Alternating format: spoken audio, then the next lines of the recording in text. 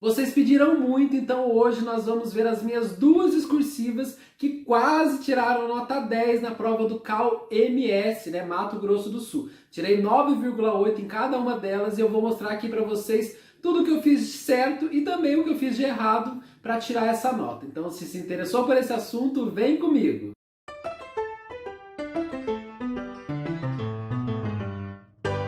Olá, seja bem-vindo. Meu nome é Felipe, eu sou arquiteto e concurseiro e você está no Flashcards Arquitetura.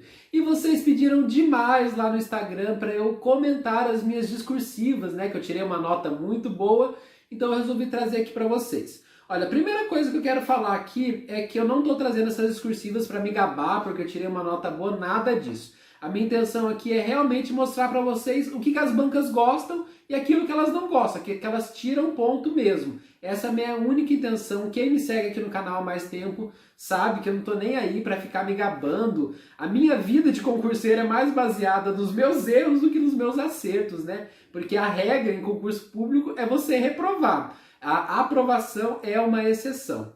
E para provar isso, eu estou trazendo aqui para vocês, como você pode ver na imagem, essa imagem é uma nota que eu tirei no estudo de caso numa discursiva em 2018.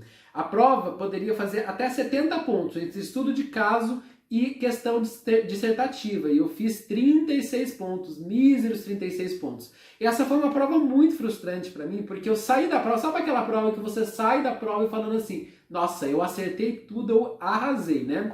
Pois bem, era essa a sensação que eu tinha, porque quando eu olhei para a prova discursiva e para o estudo de caso, eu sabia falar tudo sobre o que estava pedindo, né? Todas as questões. Só que eu não sabia estruturar, não tinha a menor ideia de como estruturava uma questão discursiva ou estudo de caso. E daí a banca tirou quase que metade da pontuação, né? Inclusive eu consegui ter a minha discursiva corrigida por muito pouco, né? Foi uma nota muito ruim, só que foi a partir dessa nota que eu parei, pensei e falei assim, não, tem alguma coisa errada, eu não estou sabendo fazer isso direito, então vamos estudar. E é isso que eu quero que fique de dica para você. Se você fez essa prova do CAL-MS, tirou uma nota baixa na dissertativa, ou qualquer outra prova, ou você ainda está se preparando para fazer uma prova que vai cair uma questão discursiva, e pensa assim, eu nunca vou tirar essa nota, não sei escrever direito, cara, esse é meu maior exemplo. Olha, 2 anos antes eu fiz uma prova e eu tirei quase que metade da nota que poderia tirar, né? Tirei 50%, um pouco mais, e agora eu tô tirando uma 9,8. Mas isso porque eu consegui encarar os meus erros, entender o que eu estava fazendo de errado para conseguir corrigir. Isso é essencial não só em questão discursiva, mas em tudo que você for estudar para concurso. Eu sei que é muito ruim a gente parar e analisar os erros, né? Encarar, a gente sai da prova, a gente não quer nem olhar para a prova, mas é essencial você fazer essa análise, porque só assim você vai conseguir evoluir para concursos, tá? Mas já dei muita autoajuda aqui hoje, né? Então vamos para a discursiva para ver o que eu fiz certo e o que eu não fiz. Então, como vocês podem ver na tela, nós temos a primeira discursiva e ela trazia 2 textos motivadores, né? O primeiro texto falava da política urbana, e daí falava assim, ó, o artigo 182. A política de desenvolvimento urbano executada pelo poder público municipal, conforme diretrizes gerais fixadas em lei, tem por objetivo ordenar o pleno desenvolvimento das funções sociais da cidade e garantir o bem-estar de seus habitantes. A propriedade urbana cumpre sua função social quando atende às exigências fundamentais de ordenação da cidade expressas no plano diretor. E daí o segundo texto motivador falava do plano diretor, artigo 39 do Estatuto da Cidade. Ele falava o seguinte: a propriedade urbana cumpre sua função social quando atende às exigências fundamentais de ordenação da cidade expressas no plano diretor, assegurando o atendimento das necessidades dos cidadãos quanto à qualidade de vida, à justiça social e ao desenvolvimento das atividades econômicas, respeitadas as diretrizes previstas no artigo 2º desta lei. Daí temos então finalmente o comando, né, do texto dissertativo que eles queriam. Considerando que os textos apresentados têm caráter meramente motivador, redija um texto dissertativo descritivo, né, com o tema A Importância da Função Social da Propriedade Urbana para as Cidades Brasileiras. Aborde necessariamente os seguintes tópicos, e aqui ele já me dava os tópicos frasais, né? A importância da função social da propriedade. B. Os instrumentos urbanísticos utilizados para penalização do não cumprimento da função social da propriedade.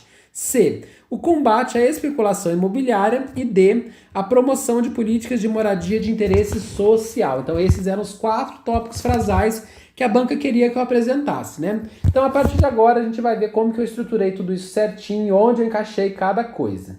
E aqui então nós temos a minha dissertativa e temos o primeiro parágrafo que eu usei tanto para fazer a introdução ao tema, né, como já para colocar o primeiro tópico frasal, que era a função social da propriedade. Então vamos ver como que ficou. Nesse primeiro parágrafo a banca não penalizou nada, olha, vocês podem ver aqui que quando ela penaliza, deixa eu até pegar uma caneta aqui, quando ela penaliza, ela marca esse xizinho aqui, ó, tá bom? Que nem ela marcou.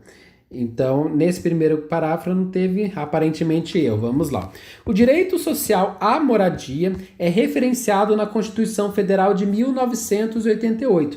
Então, veja que sempre que possível, coloque o texto normativo, né? De onde que você está tirando isso? As bancas gostam de você fazer a referência ou alguma legislação ou alguma autoridade no assunto. Então, a social moradia é referenciado na Constituição Federal de 88 e ratificado pelo ordenamento jurídico brasileiro. E aí eu começo então a introduzir o primeiro tópico frasal.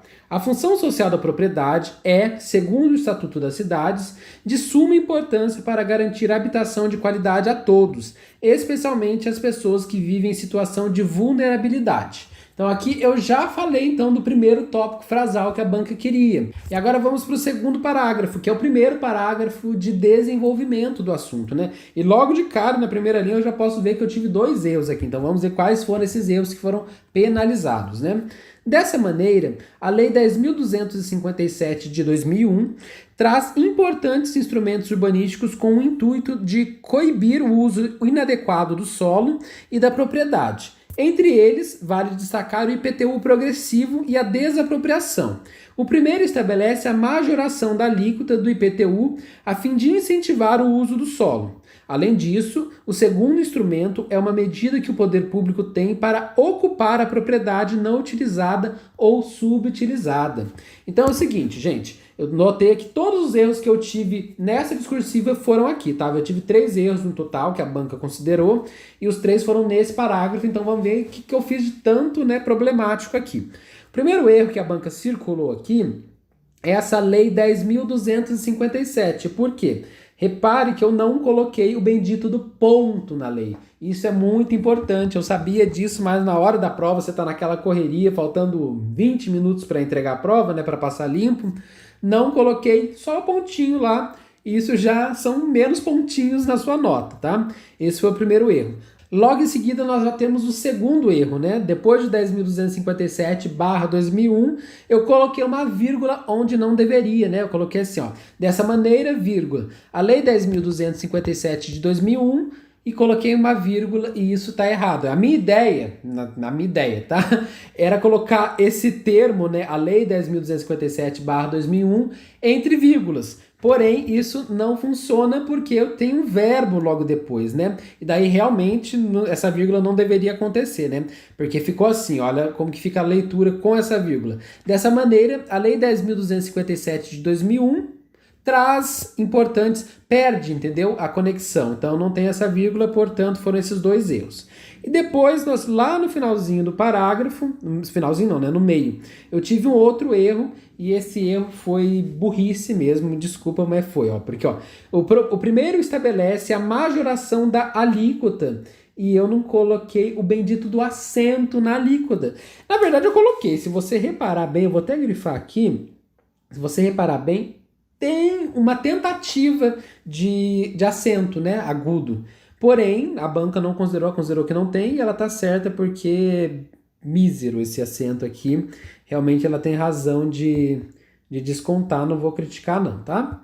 Então esses foram os erros que eu cometi nesse parágrafo e na prova, assim, erros gramaticais que a banca tirou nota. Como que funciona a avaliação da IADES, pelo menos? Ela te dá ela avalia 4 conjuntos aqui, ó, o TX, o AR, o CC e o EC. Cada um deles dizem respeito ou a estrutura do texto, né, da dissertativa, os argumentos, a coesão e a coerência, e ela vai dando uma nota de 0 a 2,5. Então, no total da redação, se vocês forem somar, né, 2,5 mais 2,5 mais 2,5 mais 2,5, foram 10 pontos, porém, ela vai descontando depois os erros de ortografia e de gramática. Então, eu tive 3 erros e em 30 linhas, porque eu consegui preencher as 30 linhas que a banca pedia. E daí o que eles fazem? Eles dividem o número de erros que você tem pelo número de linhas que você escreveu. O resultado disso eles multiplicam por 2. Então, 3 dividido por 30 deu 0,1, multiplicado por 2, 0,2. Por isso que eu tirei 9,8 na prova. Mas vamos para o terceiro parágrafo de desenvolvimento. Ademais, os 2 instrumentos supracitados têm o principal objetivo de combater a especulação imobiliária. O IPTU progressivo, através da majoração gradual da alíquota do imposto, impede que o proprietário deixe o imóvel sem nenhuma utilização.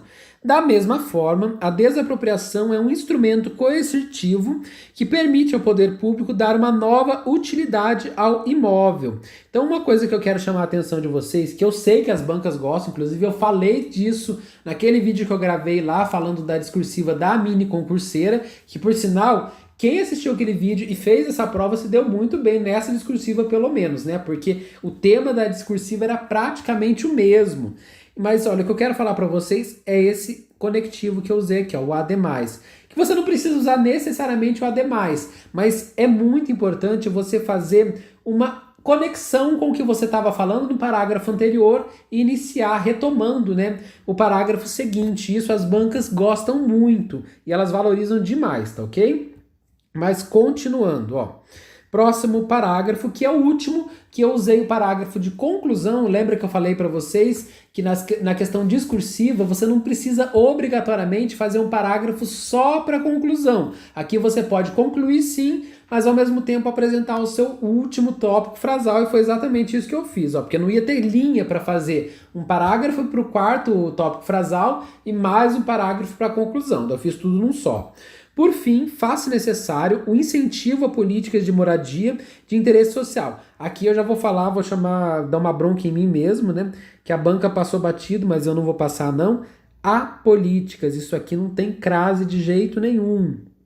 Ó, esse apolíticas eu coloquei crase, isso daqui seria mais um erro, mas a banca acho que passou batido. Porém, não passa batido por mim, não. Porque, ó, a crase, isso daqui, a crase, o que que ela é? É a junção de uma preposição com o artigo. Aqui nós temos a preposição, mas nós não temos o artigo. Porque se tivéssemos o artigo aqui, nós teríamos as políticas para concordar com a palavra políticas. E daí sim teria crase, incentivo às políticas. Mas quando você está usando só a preposição, então você não tem essa crase aqui, esquece essa crase, tá? Então, por fim, faça necessário o incentivo a políticas sem crase de moradia de interesse social.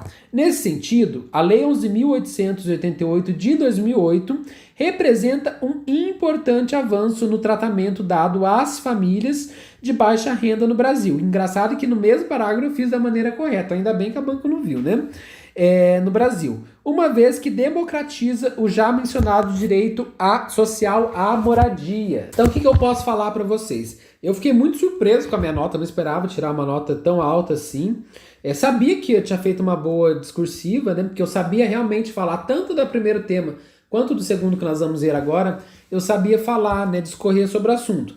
Mas daí a tirar uma nota acima de 9, eu não esperava jamais, fiquei muito feliz, porque é reconhecimento de um trabalho, né? Estudo bastante para conseguir fazer isso e eu tenho certeza que você também consegue tirar uma nota dessa, ou até melhor, tirar um 10. Porque assim, na questão discursiva e no estudo de caso, se você está estudando, né, o conteúdo programático lá do seu edital, cara, você sinceramente vai saber falar sobre o tema, sabe? Eu sei que a gente fica com medo quando está estudando, nossa, será que eu vou saber falar sobre o tema? Porque se eu não souber, acabou a prova para mim, né? Mas você vai, porque você está se dedicando e está estudando. Eu acho, nesse sentido, a redação muito mais complicada, porque a redação é um tema geral, você tem que estar muito antenado, né, com política, economia, ciências, saber quem ganhou o Nobel da Paz e por aí vai, uma série de coisas, né? Aqui eu acho mais tranquilo, porque se você realmente estudou e domina o conteúdo, é mais tranquilo, tá? E se você tá gostando desse vídeo, por favor, deixe seu like para mim aqui embaixo e se inscreva no canal se ainda não for inscrito. Isso me ajuda demais a continuar entregando esse conteúdo para cada vez mais concurseiros, gente. Então deixe seu like aqui embaixo. E agora nós vamos falar da segunda discursiva, essa com um tema um pouquinho mais complicado, porque falava da norma de desempenho, né? Também a banca disponibilizou um texto motivador. Eu não vou ler esse texto, que ele é um pouco grande, tá? Se você quiser pausar o vídeo para ler. Mas depois já tínhamos o comando da questão que falava o seguinte, ó. Considerando que o texto apresentado tem caráter meramente motivador, redija um texto dissertativo ou descritivo com o tema As responsabilidades do arquiteto e o seu papel no contexto da NBR 15.575, desempenho de edificações habitacionais. Aborde necessariamente os seguintes tópicos: a importância do arquiteto assumindo a coordenação de todo o processo construtivo, o projeto arquitetônico no contexto da norma 15.575 e a relação estabelecida entre o trabalho profissional do arquiteto e o seu relacionamento com o cliente no âmbito da norma de desempenho. Então aqui nós temos na tela novamente a segunda discursiva, né? E antes da gente começar a ler a discursiva, eu quero mostrar para vocês a avaliação mais uma vez, ó. Temos o TX, o AR, o CC e o EC, que compunham 10 pontos, 2,5 para cada um. E depois eu tive novamente, parecia o espelho da outra, né? Eu tive 3 erros em 30 linhas, e daí foi me descontado 0,2 décimos, né? Então vamos lá. As atribuições profissionais do arquiteto são elencadas na resolução número 21 do CAL. Veja bem que eu já começo citando uma legislação. Além disso, pode-se perceber, e aqui precisaria de uma vírgula, e esse foi o erro dessa linha, né? A banca até circulou aqui, que estava faltando uma vírgula aqui. Além disso, pode-se perceber, vírgula. Na NBR 15.575, vírgula, porque você está colocando o termo deslocado, né? Você está querendo enfatizar essa lei. A importância desse profissional na colaboração para o desempenho dos sistemas e componentes da edificação. Próximo parágrafo, né, que é o primeiro parágrafo de desenvolvimento do texto. Isso posto, é fundamental que o arquiteto participe de todo o processo construtivo, do projeto à execução. O profissional de arquitetura possui diversas responsabilidades, entre elas a de estabelecer a vida útil projetada, VUP, das edificações e definir o manual de uso e operação. Dessa maneira, contribui para o desenvolvimento de projetos eficientes e, sobretudo, funcionais. Então, repare que nesse parágrafo de desenvolvimento, eu usei, novamente lá no começo, o isso posto, né, que é um outro conectivo de ligação. Porque quanto mais você conseguir fazer isso entre um parágrafo e outro, mais enriquecedor vai ser o seu texto, mais você vai conseguir chamar a atenção das bancas. Porque ela vai entender que você está conectando um parágrafo com o outro, que tudo que você está falando tem uma coesão e coerência, que eles tanto prezam aqui, né? Continuando. Ademais, olha, mais um conector, né? O projeto arquitetônico ganha um papel de destaque na norma de desempenho, pois é a partir dele que todos os requisitos e sistemas são projetados. Ao conceituar o projeto arquitetônico como conjunto de desenhos e representações gráficas, e gráfica tem acento, eu sei disso e não sei porque eu não coloquei, tá? Não tem justificativa para essa burrice. Representações gráficas capazes de descrever todos os ambientes e elementos internos e externos de uma edificação. A norma confere relevância não somente ao projeto, mas também ao projetista. Daí, finalmente, porque eu estou concluindo e ao mesmo tempo apresentando meu último tópico frasal, né? É possível observar que a NBR 15.575 aproxima o profissional de arquitetura do usuário. E daí, eu vou até chegar mais perto aqui, que eu coloquei uma crase no usuário, que eu não sei de onde eu tirei essa crase, tá? Coisas que acontecem sob pressão, tá bom? É só o que eu tenho a dizer em minha justificativa, se é que tem justificativa você colocar uma crase em usuário. Mas é sobre isso. Seja através do estabelecimento da VUP, seja através do manual de uso, operação e manutenção, o arquiteto estreita relações com o usuário, agora sim, da maneira correta. Mesmo assim, esse usuário... Nossa, eu tô com um problema com crase, viu? Porque, olha, esse usuário, ele não chegou a ser uma crase, mas veja bem que ele tá querendo, né?